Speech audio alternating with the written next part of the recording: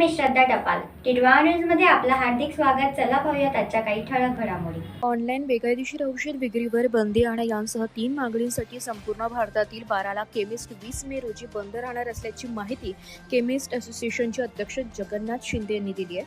बेकायदेशीर औषध विक्री, नियमबाह्य दिले जाणारे डिस्काउंट्ससह GSR अधिसूचना रद्दाबाबत करण्यात आलेल्या मागणींसाठी all India chemical and drugs असोसिएशनतर्फे येत्या 20 मे रोजी केमिस्ट व्यापाऱ्यांचा देशव्यापी बंद पुकारण्यात येणार आहे. या बंदमध्ये कन्याकुमारी ते जम्मू काश्मीरपर्यंतची संपूर्ण भारतातील केमिस्ट दुकाने एक दिवसीय संपामध्ये सहभागी होणार आहे. जवळपास 12.5 लाख केमिस्ट आहेत. केंद्र सरकारने संपाची दखल नाही घेतल्यास बेमुदत संप पुकारला जाईल व दुकानांच्या चाव्या सरकारला दिल्या जातील, अशा माहिती इंडिया केमिस्ट अँड ड्रग्स असोसिएशनचे अध्यक्ष जगन्नाथ शिंदे यांनी दिली आहे. यावेळी केमिस्ट अँड ड्रग्स संघटनेचे ठाणे जिल्हाध्यक्ष दिलीप देशमुख, संघटनेचे सचिव Suresh Bhat, chemist and drugs संघटनेचे ठाणे जिल्हा कोषाध्यक्ष ॲडव्होकेट गणेश शेळके यांच्यासह अनेक पदाधिकारी उपस्थित होते. Bureau report, Titwala news, Titwala. नमस्कार, मी जगन्नाथ शिंदे, अध्यक्ष all India organisation of chemist and drugs, ज्यांचे काश्मीरपासून कन्याकुमारीपर्यंत, आसामपासून कच्छपर्यंत 37 राज्य आणि युनियन टेरिटरी आमचे सदस्य आहेत. आपल्या देशामध्ये साधारण 1.5 लाख स्टॉकीज किंवा घाऊक व्यापारी आहेत आणि 11 लाखाच्या पेक्षा जास्त रिटेल व्यापारी आहेत. All India organisation of chemist and ड्रग्सनी 20 मे 2026 रोजी 19ला रात्री 12 वाजल्यापासून ते 20ला रात्री 12 वाजेपर्यंत अखिल भारतीय केमिस्ट बंद डिक्लेअर केला आहे आणि ज्याच्यातून सर्व राज्यातली सगळी दुकानंही बंद होतात.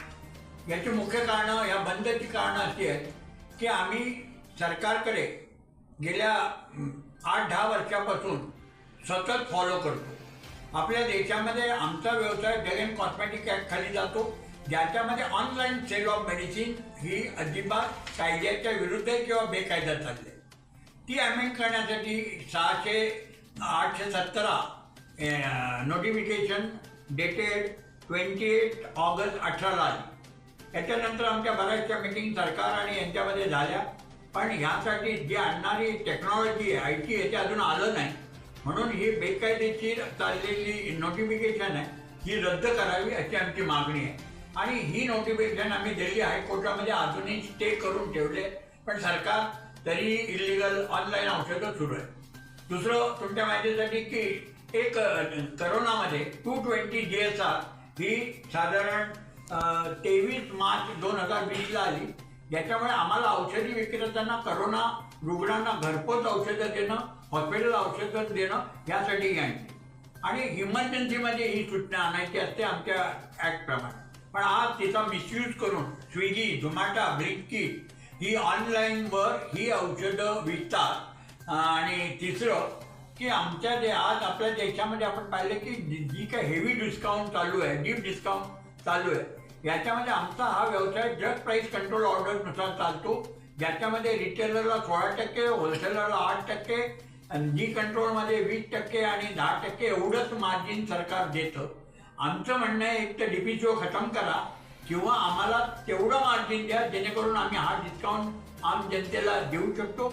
आज जो काही स्पुरियस सबस्टँडर्डचा औषधं विकली जाते, आपल्या देशातल्या तरुणांना नॉर्कोटिक ड्रग किंवा MTB पिल्स या इझिली मिळतात. त्यामुळे कुठं आपल्या देशाचं आरोग्य धोक्यात आलं आहे आणि यासाठी सुद्धा आम्ही प्रयत्न करतोय.